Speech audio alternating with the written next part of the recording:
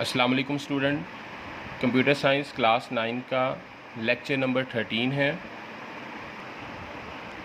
अच्छा, इस लेक्चर में हमने जो चीज़ कवर करनी है वो है एफिशिएंसी ऑफ एल्गोरिदम, कि कौन से दो ऐसे मैट्रिसेस हैं जो कि डिटरमाइन करते हैं कि एल्गोरिदम जो है वो एफिशिएंट है या नहीं है।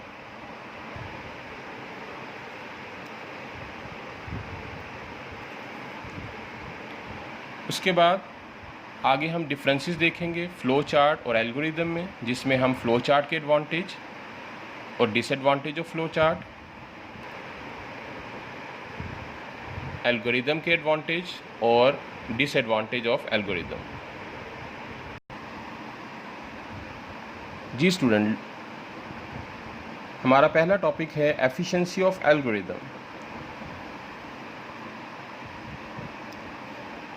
स्टूडेंट, किसी भी प्रॉब्लम को सॉल्व करने के लिए एक से ज़्यादा एल्गोरिदम हो सकते हैं, और सवाल ये पैदा होता है कि इन एल्गोरिदम में से सबसे ज़्यादा एफिशिएंट एल्गोरिदम क्या होगा। स्टूडेंट, ये चीज़ मालूम करने के लिए कि हमारा प्रेजेंट किया गया एल्गोरिदम या बहुत सारे एल्गोरिदम में से कौन सा एल्गोरिदम ज़्यादा एफिशिएंट होगा, उसके लिए हमारे पास दो मैट्रिसेस हैं, मतलब दो ऐसे रूल हैं जो डिफ़ाइन करेंगे कि बनाया गया एल्गोरिदम या जो हमारे पास अवेलेबल एल्गोरिदम है वो एफिशिएंट में शामिल हो सकता है कि नहीं। उनमें से पहला है number of steps. N algorithm is efficient if it has less number of steps. एक प्रॉब्लम को सॉल्व करने के लिए जो एल्गोरिदम बनाया गया, अगर इसके नंबर ऑफ़ स्टेप्स कम होंगे तो it's mean that is more efficient, क्योंकि हम डिटेल्ड एल्गोरिदम को अवॉइड करते हैं, अननेसेसरी स्टेप्स को शामिल नहीं करते प्रॉब्लम को सॉल्व करने के लिए। यही वजह है कि अगर एल्गोरिदम के अंदर वही स्टेप्स शामिल होंगे जो कि रिक्वायरमेंट के अकॉर्डिंगली हैं, तो that algorithm is called the efficient algorithm. Student, दूसरी कैटेगरी जो है वो ये कि space use in the memory. आपको पता है कि एल्गोरिदम के अंदर रिज़ल्ट को कंप्यूटर की मेमोरी के अंदर सेव किया जाता है। हम डाटा को कंप्यूटर की मेमोरी के अंदर सेव करते हैं। तो ऐसा एल्गोरिदम जो सॉल्यूशन के दौरान या फिर एल्गोरिदम बनाने के दौरान कम से कम कंप्यूटर की मेमोरी को यूज़ अप करता है, that algorithm is considered more efficient algorithm. अच्छा, अब एक और चीज़ स्टूडेंट, एक ऐसा एल्गोरिदम हमने बना लिया जिसमें नंबर ऑफ़ स्टेप्स तो कम है लेकिन मेमोरी ज़्यादा इस्तेमाल कर रहा है। एक और सिनेरियो कि जब मेमोरी बहुत ज़्यादा कम इस्तेमाल हो रही है लेकिन नंबर ऑफ़ स्टेप्स बहुत ज़्यादा हैं, तो इस सिचुएशन में हम क्या करेंगे, हमारी चॉइस क्या होगी। तो स्टूडेंट याद रखिएगा, all depend on the requirement. हमारी रिक्वायरमेंट को सूटेबल या रिक्वायरमेंट के अकॉर्डिंग बनने वाला एल्गोरिदम ही मोस्ट एफिशिएंट एल्गोरिदम कहलाएगा।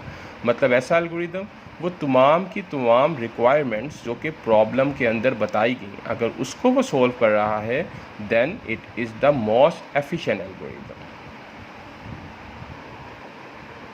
उसके बाद स्टूडेंट हम इसके कुछ डिफरेंसेस देख लेते हैं। उन डिफरेंसेस में सबसे पहले फ़्लो चार्ट का एडवांटेज। स्टूडेंट, बड़ी डिटेल के साथ एग्जांपल भी स्टडी कर ली, रिक्वायरमेंट भी स्टडी कर ली, तो हमारे लिए इसके एडवांटेज बताना मुश्किल नहीं होगा। It is easy to draw.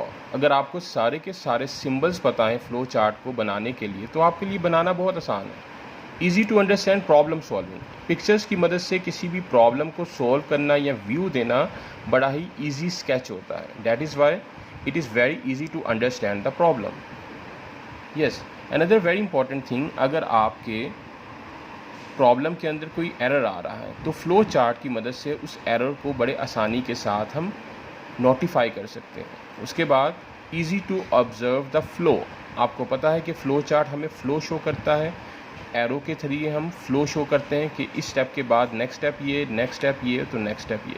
तो इसकी मदद से फ़्लो को ऑब्ज़र्व करना भी आसान होता है। आगे हम बात करते हैं इसके डिसएडवांटेजेस की। Student, more time is required. आपको पता है कि किसी भी ड्राइंग को बनाना एक कम्प्लेक्स टास्क भी हो सकता है, क्योंकि ये ज़्यादा टाइम रिक्वायर करता है। और दूसरा, अगर फ़्लो चार्ट बना लिया, आप उसमें कोई तब्दीली करना चाहते हो, then it is not an easy task. Means कि modification in the flow chart is not very easy, it takes a lot of time. And some cases में आपने अगर मॉडिफिकेशन करना है तो आप फ्लो चार्ट को दोबारा से बनाते हो। अनदर ड्रॉबैक इज़ डैट कि फ़्लो चार्ट को लार्ज प्रॉब्लम के लिए इस्तेमाल नहीं किया जा सकता। It is not suitable for the complex और द लार्ज प्रॉब्लम। आगे स्टूडेंट हम बात कर लेते हैं एल्गोरिदम की। Algorithm it is very easy to write. इसको लिखना बहुत आसान है। Techniques to write also easy. क्यों? क्योंकि इसके अंदर नेचुरल लैंग्वेज का इस्तेमाल किया जा रहा है जिसको समझना आसान हो जाता है। और वो ड्रॉबैक जो कि फ़्लो चार्ट के अंदर था वो कवर अप हो गया एल्गोरिदम में, कि हम लार्ज प्रॉब्लम को भी एल्गोरिदम की मदद से लिख सकते हैं।